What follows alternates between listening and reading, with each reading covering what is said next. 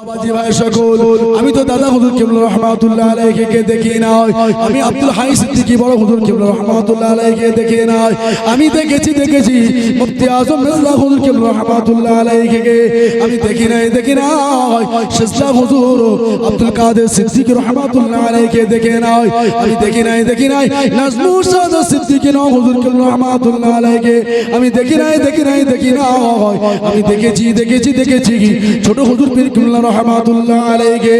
আমার বয়স হলো 1974 সালে জন্ম, অর্থাৎ 1986 কিংবা 84 সালের দিকে, যখন কিনা আপনারা আমার মামার বাড়িতে মেজলা হুজুর কিবলা ছোট হুজুর কিবলা আমিনপুরের মাদ্রাসার সেক্রেটারি ছিলেন, সুরত আহলিয়া হাজী সাহেব সেন্ট্রাল গভর্নমেন্টের চাকরি করতে আমার ওই মামার বাড়িতে ছোট হুজুর কিবলা এবং মেজলা হুজুর কিবলা রাহমাতুল্লাহ আলাইহি তারা খাওয়া দাওয়া করতেন দীর্ঘ বছর ধরে। ওই আমিনপুর থেকে আমাদের বাড়ি গোবরা গ্রামে আমার আব্বা আমি একটু অল্প আমার স্মরণ করে ছোট হুজুর কিবলাকে আমি হয়তো একটু দেখেছি ও আমার বাবাজি ভাই সকল, যদি আজকে তাদের কথাই ভুলে গেলাম, কিন্তু যেটা সবথেকে বেশি করে দেখেছি মেজলা হুজুর পীর কিবলা রাহমাতুল্লাহ আলাইহি যখন আপনার 90 সালের দিকে আপনার ওই 90 91 92 সাল হবে অর্থাৎ ওই সময় যখন আমরা লরিতে করে মাটির লরিতে করে যখন গিয়েছি আমার হাফেজ সাহেব হুজুর সঙ্গে হুজুর কিবলা কিন্তু আপনার ওই মুখ করে বসে থাকতে আর একটা পাগড়ি কিন্তু ফেলে দিতেন রফিক ভাই, যেটা ছিলেন মেজলা হুজুর কিবলা রাহমাতুল্লাহ আলাইহির খাদেম, অর্থাৎ রফিক ভাই ওখান থেকে বাইয়াত মেজলা হুজুর কিবলা বাইয়াত গ্রহণ করার জন্য পড়াতেন, আর রফিক ভাই মেজলা হুজুর কিবলার খেদমতে থাকতেন। অনেক সময় ঘুম হতে না বা ঘুম হতে অর্থাৎ চোখটা উল্টে দিয়ে ঘুম চোখে মেজলা হুজুর কিবলা ঠোঁট দিয়ে যখন বাইয়াত গ্রহণ করাতেন, তওবা গ্রহণ করাতেন, অর্থাৎ যখন ফায়েজ নিক্ষেপ করাতেন, জিকিরের তালিমগুলো বলতেন, রফিক ভাই আস্তে আস্তে করে বলতেন মেজলা হুজুর কিবলা রাহমাতুল্লাহ আলাইহির বলা যখন হয়ে যেত, যখন আমরা বিভিন্ন মানুষ যখন যেতাম ওই রফিক ভাইকে বিভিন্ন কথা বলতাম, হুজুরের কানে একটু পৌঁছে দাও, তখন রফিক ভাই যখন পৌঁছে দিত এই কিনেটা এইভাবে আপনার কিনা মেজলা হুজুর কিবলা রাহমাতুল্লাহ আলাইহির ওই তক্তা বসে খাট ছিল না গো, ওই তক্তা বসে লাগিয়ে দিয়ে যখন বলতেন আব্বাজান আপনার কাছে এমন কথাগুলো নিয়ে এই সমস্ত ভক্তরা এসেছে, হুজুর আপনার সম্পর্কে কিছু বলুন, অর্থাৎ আপনি কিছু দোয়া করে দিন।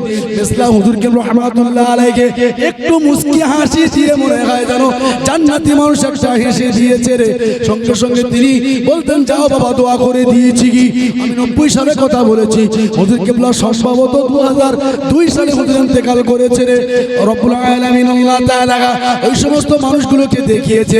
আমার বলার উদ্দেশ্য হলো বেশি করে হুজুরের খেদমতে যখন গিয়েছি আবু ইব্রাহিম সিদ্দিক রাহমাতুল্লাহ আলাইহির, অর্থাৎ তার থেকে যতটুকু পেয়েছি অর্থাৎ এনাকে দেখে আমি যতটুকু অনুভব করেছি দাদা হুজুর কিবলা রাহমাতুল্লাহ আলাইহি তিনি কেমন মানুষ ছিলেন। ও আমার বাবাজি হলো যখন হুজুর আমার দেশান্তরে তিনি যখন সফর করতেন, অর্থাৎ পালকি করে যেতেন, এই পালকির বেহারা যখন হুজুরকে বয়ে নিয়ে যেতেন, হুজুরের কাছে অধিকাংশ সময় হয় সুজি থাকতো নয় আপনার সাবু থাকতো, বিভিন্ন আপনার রান্না করা খাবার থাকতো, ছোট্ট হাঁড়ি থাকতো, হুজুর ওখানে পরিচয় দিতেন না। আমি যদি এই গ্রামে গিয়ে যদি বলি আমি আবু বকর এই গ্রাম দিয়ে অমুক জায়গায় সফরে যাচ্ছি, লোক জানাজানি হয়ে গেলে আমার সঙ্গে সাক্ষাৎ করবে, আমার দেরি হয়ে যাবে, অর্থাৎ না হুজুর তখন বলতেন কিনা না, অর্থাৎ ছোট্ট হাঁড়িতে নিজের খাবার আহারটুকু সেরে নিতেন, বেহারাদেরকে বলতেন তোমরা বিশ্রাম নিয়ে নাও, আমাকে বয়ে তোমাদের অনেক কষ্ট হয়ে গিয়েছে। রওজার ফটো রয়েছে, আমি যেন খেলেদের মনে করি হুজুর সেই বগলে করে পাটিটা নিয়ে আমার মসজিদের দিকে ছুটছে আর বলছে বগলে নিয়ে ছুটছে। সেদিনকে গিয়েছি সালমান ভাই আর মুজাহিদ ভাই দেখি একটা কাজে গিয়েছিলাম, ঠিক আমার হুজুরের মনে আমি যেন ঠিক নকল কপি দেখতে জোহরের নামাজ আমি আগে আদায় করে নিয়েছি। প্রথম ঢুকলো সালমান ভাই, একজন ভক্ত এসে একটু হেসে ডান হাতটা বাড়িয়ে দিই, হুজুর নিয়ত করিনি সালমান ভাই, আমি শুধু দৃষ্টি দেখলাম যে আমার হুজুরের পুরোটাই যায় তার মধ্যে পাই, তারপর থেকে মুজাহিদ ভাই যাচ্ছে খোঁড়াতে বুড়ো লোকের মতো কত মঙ্গলবারের কথা বলছে ভাই, ওলিদের দরবার কেউ ছোট মনে করে না। ছোট মনে করেন, তাচ্ছিল্য মনে করবেন না। ওটা আপনার দুনিয়ায় ক্ষতি হওয়ার জন্যই ওই হিংসাটাই যথেষ্ট, আর অন্য কিছু লাগবে না। শয়তান কি কোথায় করবে সেটা পরের কথা, কিন্তু ওই হিংসাটা করার জন্যই আপনার যথেষ্ট। বেশ কিছুদিন হয়েছে হুজুরিয়াটা মারাত্মক একটা ঘটনা ঘটেছে, মারাত্মক একটা ঘটনা ঘটেছে। আবু ইব্রাহিম হুজুর কবরের খুশবু হুজুরের রওজা থেকে বালিটা সরে গিয়েছে। ইউটিউব চ্যানেল বলবো না, যদি জানার দরকার পরে জেনে নেবেন। আবু ইব্রাহিম হুজুরের রওজা মোবারকে একটা ঘটনা, এই রিসেন্টলি বেশি দিন বলছি আলিম ভাই বলছিলেন, রুহুল আমিন ভাই এই ব্যাপার বলছে, বলে আমি গিয়ে আর কিছু ছাত্রদেরকে নিয়ে গেলাম, বলে আপনাকে কি বলবো, আমি বেরিয়ে আসতে পারছি না, বলে আমি যদি পাগল হয়ে যাচ্ছি যে আমার হুজুরকে ডাকলে যেন চলে আসবে, এরকম একটা ব্যাপার। আল্লাহু আকবার। আল্লাহর ওলিদের দেখেছেন আপনারা কি পেয়েছে, দেখেছেন সেই মহব্বত দেখিয়েছে। আজকে আমার হুজুরের কথা বলে কান্না, আবু ইব্রাহিম হুজুরের কথা বলছি। কোন পশ্চিম বাংলায় যত আলেম আছে, যত দলমত, প্রত্যেককে জিজ্ঞাসা করবে বড় পীর সাহেব, বড় হুজুর কেবলার মেজর সাহেব আবু ইব্রাহিম হুজুরের কথা। হুজুর আমার বালি ব্রিজে আটকে রয়েছে, ওটা মাদ্রাসার জলসা। সাইফুল্লাহ নেমে গিয়েছে, সাইফুল্লাহ ভাইজান নেমে গিয়েছে বাসন্তী। উনি বললেন আমার অমুক জায়গায় জলসা আছে, আমার সেখানে 12টায় উঠতে হবে। তো ভাই আমি এখানেই তো 11:30 বাজিয়ে দিলাম, তো হুজুরের সম্মানে আমি এখানেই তো কাটিয়ে দিয়েছি, আর আমি পাচ্ছি না, কিন্তু আমাকে একটু ছুটি দেন। চিন্তা করছি সত্যি তো এখান থেকে সেই যাবে বাসন্তী, এখানে যে 11:30 বাজে, 12টায় উঠবে, আসবে কি করে? আর হুজুরি ওঠার পরে কিন্তু 11টা। আলিম ভাই ফোন করছে, হুজুর ফোন ধরে বলছে আপনার যে ওলামা আছেন, আলেম বলতেন না, মৌলানা বলতেন না, যে ওলামা হযরত আছেন তারাকে দিয়ে আপনারা পাগড়ি প্রদানটা করিয়ে নিন। আমি গাড়ির জ্যামে বড্ড বেয়াদবি হয়ে যায়, আমি যেতে অনেক সময়, কতক্ষণ যেতে পারবো বলতে পারবো না। আমি তখন আমার মাইকটা ধরে সাইফুলের কাছে নিয়ে বললাম এই ব্যাপার শ্রোতাদেরকে জানিয়ে দিই, কারণ বিষয়টা আগে তাদেরকে, তারা তো জানবে না, ধোকা দিয়ে রাখা সম্ভব না এটা। আর আমার বিশ্বাসের ক্ষেত্রে আমি সেটা করতে পারবো না। তো হুজুর বলছেন হুজুর আপনি চলে আসুন, আপনার যদি 2টো বাজে আপনি চলে আসুন। আপনি আসলে আপনার হাতে দিয়ে, আপনার পবিত্র হাত মোবারক দিয়ে আমাদের এই সন্তানদের দস্তখত করবো, হাফেজের দস্তখত পাগড়ি প্রদান করাবো। আপনি আসুন। বলছে অনেক রাত হয়ে যায়। হুজুর আসলেন, শুধু টয়লেটটা সারলেন কোন রকম, ওযুটা করলেন, ওযু করার পর ডাইরেক্ট স্টেজে এসে ক্ষমা চাচ্ছেন, এরকম করছেন। হুজুর এরকম করছেন, বড় বেয়াদবি করে ফেলেছি জানেন, আমি না আটকে গেছি, আমি আটকে গেছিলাম, আমি আসতে পারি, খুব কষ্ট দিয়ে ফেলেছি। ওই দরবার থেকে আপনাদের খুব কষ্ট দিয়ে ফেলেছি, আমি খুব কষ্ট দিয়ে ফেলেছি। অনেক কষ্ট পেয়েছেন, অনেক কষ্ট পেয়েছেন। আমি চিন্তা করলাম ছেলে মানুষের মধ্যে জানি কি একটা অন্যায় করে ফেলেছে, কি একটা অপরাধ করে ফেলেছে, আর ওই বারবার ক্ষমা চাইছে কেন? আমার বিনয়ী হুজুরের কথা কি বলবো ভাই। মুজাদ্দিদ জামান দাদা বিশ্বাস রাহমাতুল্লাহ আলাইহি খুন যদি এমনই হয়, আমি স্বয়ং আমার দাদা পীর সাহেবকে আমার কথা শুনে পালিয়ে গেলে হবে না। ও তো কি হলো, হাডুডু খেলে খেলা ওয়াজ শুনলে হবে না, বুঝতে হবে, জানতে হবে যে তিনি কেন এত অন্যায় বিনয় করছেন। আমাকে কেউ দোষারোপ করে রেখো না, জানো, ধরে রেখে দিও আমাকে। হুজুর আসলেন, প্যার হলো, মহব্বত হলো। সেই বছরে হুজুর ইন্তেকাল করলেন। হুজুর আমার ইন্তেকাল করলেন সেই বছর। আমরা মাসা থেকে তারাবি করে গাড়িতে গেলাম। তারাবি যখন শুনলাম তো হাড়ি হয়ে গিয়েছে। হুজুর আমার টয়লেট থেকে ফিরে এসে ওযু করলেন, ওযু করছেন, আর আব্দুল হালিম বসে আছে সাইডে, কি একটা কাজ করছে। শুধু দুবার আব্দুল হালিম এক ডাক দিল, ডাক দেওয়ার পরে যেন আর ডাকছে না বা ডাকতে পারছে না, আব্দুল হালিমের হঠাৎ কেমন খটকা লাগলো, মুখটা ঘুরিয়ে হুজুরের দিকে তাকালো, দেখতে যেন হুজুর কেমন মানা হয়ে যাচ্ছে। হুজুর ওযু করছেন, হুজুর ওযু করতে করতে বিদায় নিচ্ছেন জান্নাতের দিকে। সুবহানাল্লাহ বলেন। কি কি বিনয়ী মানুষ ছিলেন। ও আমার বাবাজি বেয়ারা বলছেন, হুজুর আপনাকে তো নিয়ে আসলাম, কিন্তু বেশি দূর তো হলো না। তো হুজুর তখন বলছেন, আমার খুব বেশি খিদেও লাগেনি, কিন্তু হুজুর খাবার চেয়েছে। মোসাদ্দেদ-উজ-জামান বাদাবী সাহেব রাহমাতুল্লাহ আলাইহি খাবার চেয়েছে, বলছে খাবারটা বানিয়ে খেয়ে তারপর যাবো। তখন এবারে বলছে, বাবা তোমাদের শরীরে লিপ দেওয়ার জন্য, একটু বিশ্রাম দেওয়ার জন্য আমি একটু দাঁড় করিয়েছি, একটু দাঁড় করি, ঠান্ডা হয়ে না। তাহলে কি হুজুরের কাছে তারা জন্মদার ছিলেন না, হুজুরের কাছে তারাও একটা হুজুর হয়েছিলেন। হুজুর তাদেরকে হুজুরের মতো সম্মান করতেন,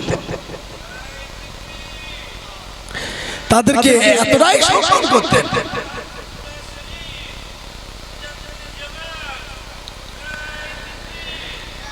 আমার দাদা বিশ্বাস রাহমাতুল্লাহ আলাইহি তিনি কি বিনয়ী ছিলেন। আমার বাবাজি ভাই যত বেশি বেশি করে আপনার কোরআনের ইবাদতের মধ্যে ঢুকেছেন, কোরআনের গবেষণার মধ্যে ঢুকেছেন, সমস্ত কামেলে দিনের ভিতরে ঢুকেছেন, কোরআন দিয়ে রিচার্জ করেছেন, অন্য কোনো দিয়ে করে নাই, কোরআন দিয়ে করেছেন, তখন দেখছেন না এটাই হলো সব থেকে খাঁটি জান্নাতের পথ, জান্নাতের রাস্তা। ও আমার বাবাজি ভাই এই জন্য বলছি যে আমাদের সব থেকে বড় পুঁজি হলো আমাদের সন্তানেরা। আজকের যদি আমরা যোগ্য নেক সন্তান যদি আমরা বানাতে পারি, তাহলে আমাদের কবরে তারাই কিন্তু সব থেকে বড় উপকার করবে। কারণ সে যখন চাইবে এই কোরআন দিয়ে চাইবে, লা তাহজান ইন্নাল্লাহা মাআনা, লা তাহজান ইন্নাল্লাহা মাআনা। ভয় করেছে কোরআন দেখে, কিসের জন্য না সঙ্গে যখন আছে আল্লাহ তার রাসূল, আর কোনো ভয় নাই, আর কোনো ভয় নাই। তাই কোরআনের উপরে মশগুল হয়েছে। আমরা সকলেই জানি যে ইমামে আযম আবু হানিফা রাহমাতুল্লাহ আলাইহি তিনি এত বেশি কোরআন খতম করতেন, তিনি মনে হয় কোরআন পড়ে কোরআন বুঝতেন না, মনে হয় গড় গড় গড় গড় গড় গড় করে পড়ে যেতেন কোরআন পড়ছেন। কত খতম তিনি দিনে রাতে দিয়েছেন কোরআন। মজা তো ওখানেই রয়েছে। ইমামে আযম আবু হানিফা রাহমাতুল্লাহ আলাইহি যেমন গাউসুল আজম বলছি, গাউসদের সরদার, উনি হচ্ছেন ইমামদের সরদার।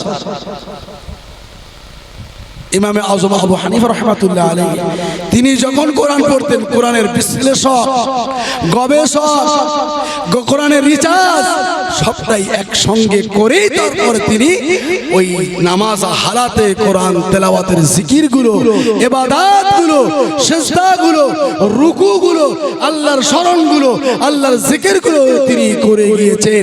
তাই তার ক্ষেত্রে লা তাহজান ইন্নাল্লাহা মাআনা ওই জায়গায় তিনি আর ক্ষান্ত হতে পারেননি, আরো বেশি গবেষণা শুরু করে দিয়েছেন, আরো বেশি রিসার্চ শুরু করে দিয়েছেন, আরো বেশি তেলাওয়াত শুরু করে দিয়েছেন।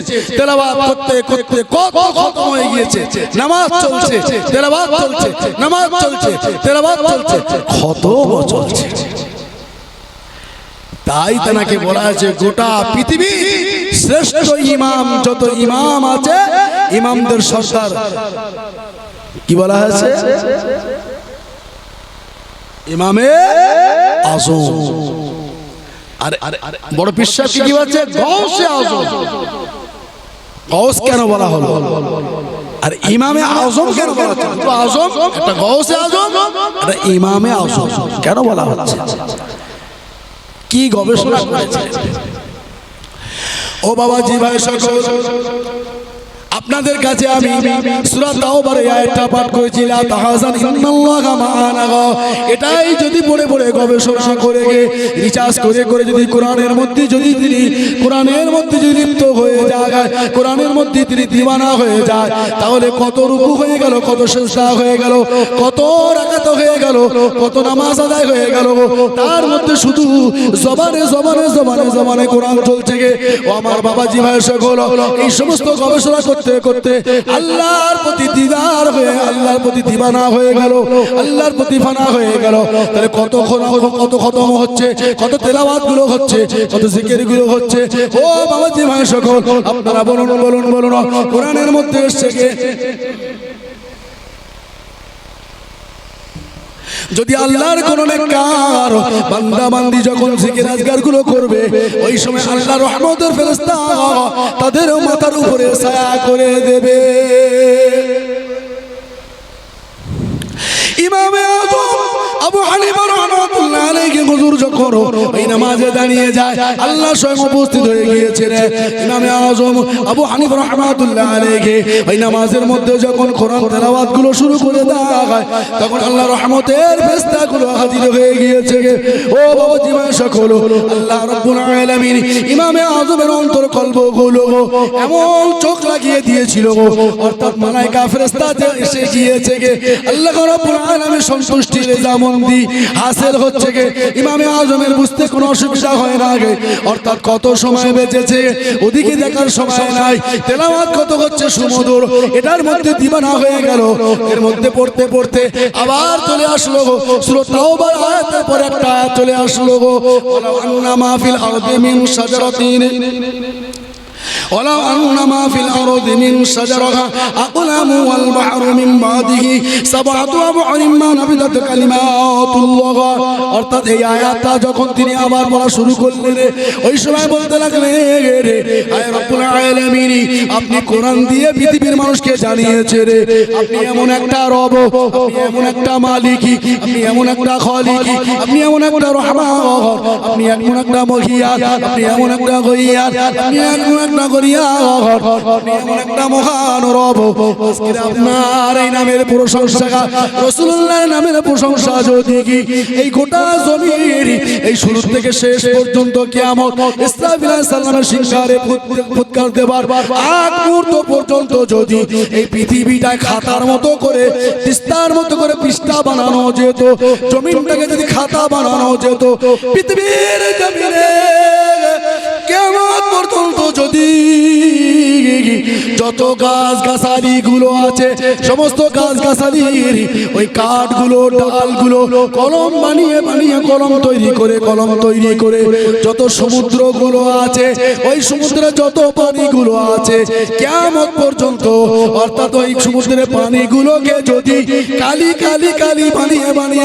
বানিয়ে এই পৃথিবীটাকে খাতা বানিয়ে, গাছের ডালগুলো, পৃথিবীর সমস্ত গাছের ডালগুলো আপনার কিলা কলম বানিয়ে যত পৃথিবীর সমুদ্রের পানিগুলো আছে কালি বানিয়ে আয় রব, আপনার নামে প্রশংসা যদি করি, আপনার নামে প্রশংসা যদি করা হয়, পৃথিবীর জমিনের খাতা শেষ হয়ে যাবে, পৃথিবীর গাছ গাছালির ডালের কলমগুলো শেষ হয়ে যাবে, পৃথিবীর জমিনের সমুদ্রের কালিগুলো, পানিগুলো শেষ হয়ে যাবে। আয় রব, আপনি আপনার হাবিবুল্লাহ মুহাম্মদ রাসূলুল্লাহ এই দুটো নামের প্রশংসা শেষ করা যাবে না। কি মনে হয়? সুবহানাল্লাহ বলেন। হ্যাঁ বলেন সুবহানাল্লাহ। আল্লাহর নাম নিতে হবে কি? সুবহানাল্লাহ, আলহামদুলিল্লাহ, আল্লাহু আকবার। তাকবীর দিতে হবে কোথায়? তাকবীর কোথায় দিতে হবে জানেন? তাকবীর কোথায় দিতে হবে জানেন? তাকবীর সবাই দেয়, আবেগে দেয়, বিবেকে দেয়, আবেগে দেয়। এখানে বলতে হবে সুবহানাল্লাহ, মানে আল্লাহ এই যে দিলটা তুমি আমাকে দিয়েছো। ইমামে আযম হুজুর রাহমাতুল্লাহ আলাইহি যদি তিনি এর বিশ্লেষণে, আয়াতের বিশ্লেষণ করতে যদি তানার হাজার এই মাসে যদি হাজার যদি খতম হয়ে যায়, তাহলে কোরআন তিনি কতটা বুঝেছিলেন, কতটা গবেষণা করেছিলেন, কোরআন সম্পর্কে কতটা জানতেন, জাহান্নামের দৌড় সম্পর্কে কতটা জানতেন, জান্নার রাস্তা সম্পর্কে কতটা জানতেন। তারপরে তিনি দিন ও রাত কোরআনের সঙ্গে জবান আর চোখটা দিল থেকে এইভাবে লাগিয়ে দিয়েছিলেন। কারণ ভাষাটা কি দেওয়া হলো, কিয়ামত পর্যন্ত যদি পৃথিবীটাকে জমিন বানিয়ে, পৃথিবীর জমিনটা খাতা বানিয়ে, যদি পৃথিবীর সমস্ত গাছের কলম বানিয়ে, যদি পৃথিবীর সমস্ত সমুদ্রকে কালি বানিয়ে, যদি আল্লাহ তার রাসূলের নামের প্রশংসা করা যায়, পৃথিবীর এই জমিন খাতা শেষ হয়ে যাবে, এই পৃথিবীর জমিনের গাছের কলম শেষ হয়ে যাবে, পৃথিবীর জমিনে আপনার সমুদ্রের পানির কালি শেষ হয়ে যাবে। আল্লাহ তার রাসূলের প্রশংসা শুকরিয়া কখনো শেষ হবে না। জোরে বলেন সুবহানাল্লাহ ওয়া বিহামদিহি সুবহানাল্লাহিল আযীম। তাসবিহ প্রশংসা একমাত্র তারা। আর নারে তাকবীর আল্লাহু আকবার দিতে কোথায় জানেন, কোথায় জানেন? হ্যাঁ ভাই, কৃষি কামড়ালি ওদের কাছে যায়, বলেন তো, জোরে বলেন, কৃষি কামড়ালি ওদের কাছে যায়, কৃষি কামড়ালে ওদের কাছে যায় সাপ। আচ্ছা, যে কোনো সাপে কামড়ালি কি যায়? বলে না কিছু। আর আমি বক্তা নই, কিন্তু আমি ইমাম সাহেব। আমার একটু বাবু আপনি একটু টেনে রাখেন, আমাদের একটা বক্তা আসতে একটু লেট করছে, সে তাড়াতাড়ি ঢুকে যাবে করে, আপনি একটু বলেন।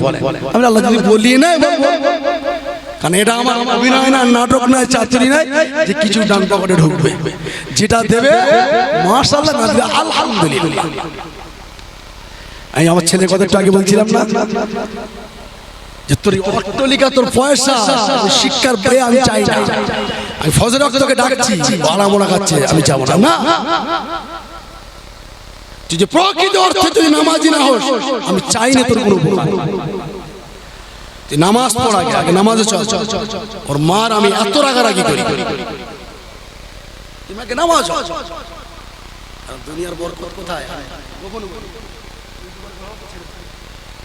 হাইজাক হবে, সব হাইজাক হবে।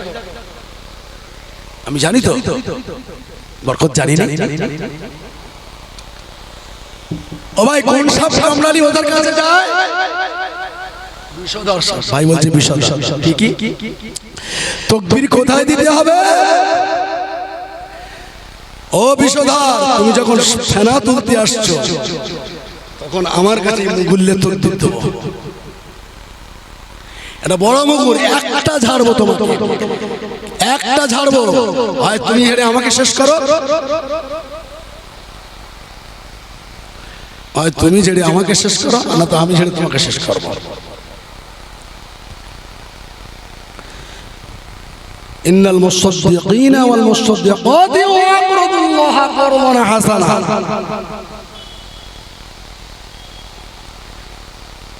الذين آمنوا بالله ورسوله أولئك هم الصديقون الشهداء عند ربهم। সহজ না, তাকবীর সেখানে হবে, আসছে দিন তাকবীর হবে, জোরে হবে তাকবীর, ছোটখাটো তাকবীর হবে না। এখানে দিয়ে গলা ভেঙে শরীর খারাপ করে লাভ নেই, এখানে শুধু তাসবিহ পাঠ করতে হবে, শুধু তাসবিহ চলবে। আল্লাহ তাসবিহ চলবে, রাসূলুল্লাহ দরুদ চলবে, দরুদ হাত দুলিয়ে বেঁকিয়ে শুধু দরুদ, মহব্বতের সঙ্গে মহব্বত, যত রকম দরুদ আছে রাসূলকে পাওয়ার জন্য করতে হবে। আর যত রকম জিকির আজকাল আছে, হাত নাড়িয়ে দুলিয়ে এসকি নিয়ে ফানা হয়ে দিবানা হয়ে আপনি জিকির করুন, জিকির করুন। মসজিদে উঠছেন, জিকির করুন, জিকির করতে করতে যান, আল্লাহ আপনার আপনত্ব হয়ে যাবে।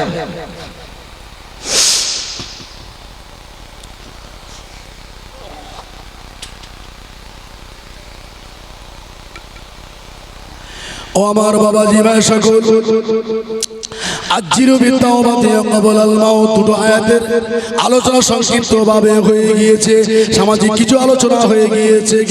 এবার আসি বাবা জীবনে তওবা সম্পর্কে কিছু আলোচনা করি। ও আমার বাবা জীবন সকল কিছু আলোচনা আমরা এখানে সেরে নিয়েছি। কি জীবন যেমন কেমন ভাবে করতে হবে, দুনিয়ার যদি মনিমুক্ত করতে হয় তাহলে আল্লাহর কাছে পৌঁছাতে হবে, আল্লাহর কাছে চাইতে হবে, আল্লাহ ওয়ালা হতে হবে, আল্লাহ রসুলের মনোনীত হতে হবে, আল্লাহ রসুলের গোলামি হতে হবে। এই ছাড়া দুনিয়ায় আপনি কোনোদিনের জন্য শান্তি কামি হতে পারেন না, বরকত কামি হতে পারেন না। আল্লাহ আল্লাহ রসুলের ছেড়ে দিয়ে যে যত অট্টালিকা বানিয়েছে রে এই পৃথিবীর জমিনে তাদের দিকে একবার লক্ষ্য করুন। ওই অট্টালিকা গুলো আপনারা কিনা ভূমিকম্পর মতো ধসে ধসে ধসে ধসে ধসে ভেঙে চুরমার হয়ে পড়ে গিয়েছে। তাতে আল্লাহ আল্লাহ রসুলের কোনো সম্পর্ক ছিল না। ও আমার বাবা জীবন সকল সুলাইমান আলাইহিস সালামের নাম শুনেছে রে, আল্লাহ অনেক ধনী নবী বানিয়েছিলেন রে, কিন্তু শুনুন শুনুন শুনুন অর্থাৎ ওয়ালাকাদ আতাইনা সুলাইমান